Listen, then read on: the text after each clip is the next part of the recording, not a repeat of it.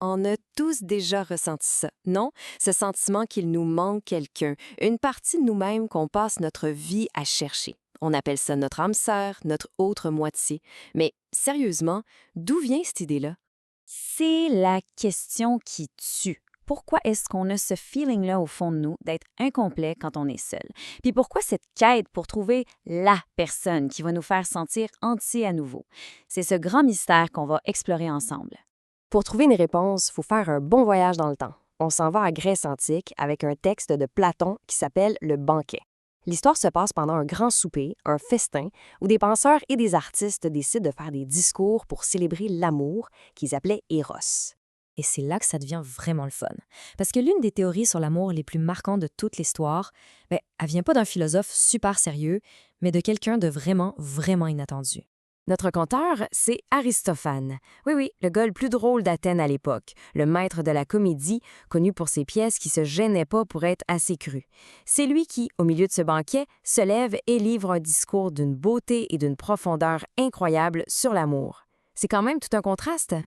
Bon, Aristophane commence son histoire en nous décrivant comment était l'humanité, au tout début. Et oubliez tout ce que vous pensez savoir. À l'origine, les humains, c'était complètement autre chose. Imaginez la scène, des créatures parfaitement rondes, complètes. Chaque être avait 4 bras, 4 jambes, 2 visages sur une seule tête, une force et une agilité hallucinantes. Apparemment, ils se déplaçaient en faisant la roue à toute vitesse. C'était l'humanité à son plein potentiel. Et ce qui est vraiment fascinant, c'est qu'Aristophane ne parle pas de 2, mais de 3 genres à l'origine. Il y avait le genre masculin qui venait du soleil, le genre féminin qui venait de la terre, et un troisième, l'androgyne, qui était un mix des deux et qui venait de la lune. Gardez ça en tête, c'est super important pour la suite. Le problème, c'est que ces êtres-là sont devenus tellement puissants, tellement fiers de leur nature parfaite, qu'ils ont eu une idée un peu folle. Essayer de grimper jusqu'au mont Olympe pour prendre la place des dieux. Un acte d'orgueil monumental. Et ça, évidemment, les dieux n'ont pas vraiment apprécié. Alors, face à cette rébellion, Zeus, le roi des dieux, devait agir. Mais au lieu de juste anéantir tout le monde, il a eu une idée à la fois brillante et terrible, une punition qui allait nous changer pour toujours. Le plan de Zeus a été radical. Avec un éclair, il a fendu chaque créature en deux, net, comme on coupe un fruit. Ensuite, il a demandé au dieu Apollon de faire le travail de finition, guérir les plaies, tourner leur visage vers la coupure et finalement pincer la peau au milieu pour la refermer. Ce qui a laissé une petite cicatrice, notre nombril. Un souvenir permanent de notre ancienne nature et de notre punition. Et la conséquence, ça a été instantané et dévastateur. Chaque moitié, maintenant seule, ne ressentait plus qu'une seule chose, un manque terrible, un besoin viscéral de retrouver son autre partie, une nostalgie infinie pour cette unité perdue. Et voilà, la punition de Zeus a créé l'amour. Parce que selon Aristophane, l'amour, c'est exactement ça. C'est la quête pour retrouver cette partie de nous qui nous a été arrachée. C'est ça, la grande définition au cœur de son mythe. Eros, l'amour.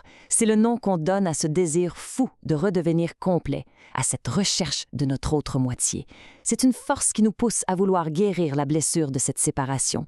La transformation est complète. On est passé d'être puissants et arrogants à des créatures définies par le manque, dont le plus grand souhait, c'est de se retrouver.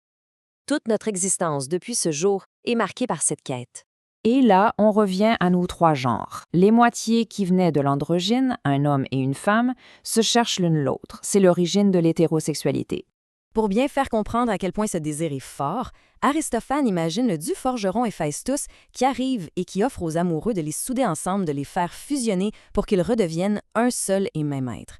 Et sa conclusion est claire. Personne, mais absolument personne ne dirait non. C'est ça le but ultime de l'amour, ne faire qu'un. C'est une histoire qui a été racontée il y a presque 2400 ans.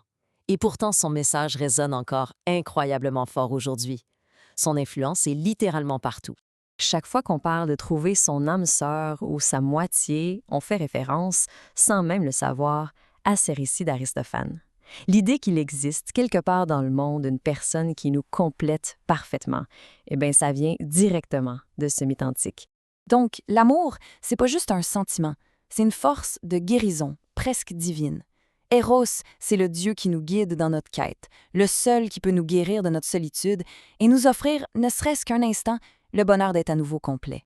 C'est la question un peu vertigineuse avec laquelle le mythe d'Aristophane nous laisse. Si on y pense, et si tomber amoureux? C'était pas vraiment découvrir quelque chose de nouveau, mais plutôt se souvenir. Se souvenir d'un état de perfection qu'on a perdu il y a très, très longtemps.